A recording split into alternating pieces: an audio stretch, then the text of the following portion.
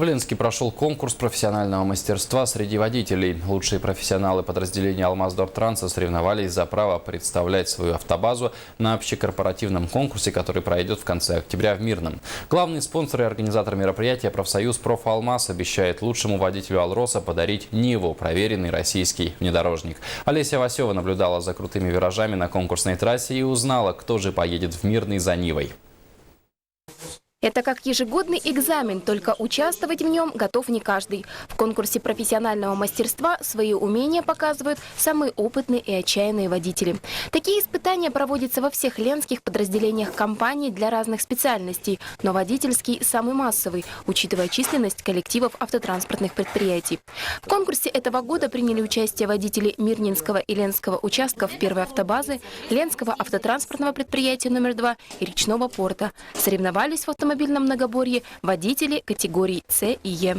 Задача водителя – сдать правила дорожного движения, вопросы охраны труда и маневрирование, проехать по полигону с определенным условием, не задеть ограничительные наши столбы.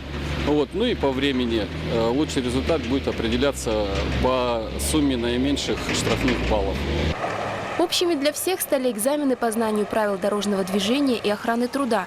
Итоги подводились с учетом штрафных баллов, которые приобретались в ходе первых двух этапов.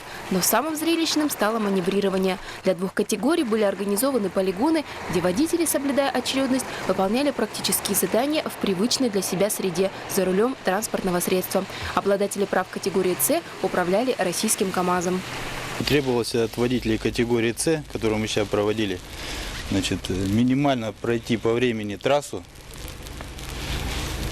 и как можно меньше сделать ошибок, чтобы не задеть колеса, которые лежат, стойки, вот эти, как имитация гаража. Чуть сложнее оказалась трасса для водителей категории Е, да и транспортное средство уже было посолидней. Многотонный автомобиль «Вольво» с полуприцепом ювелирно маневрировал между установленными препятствиями.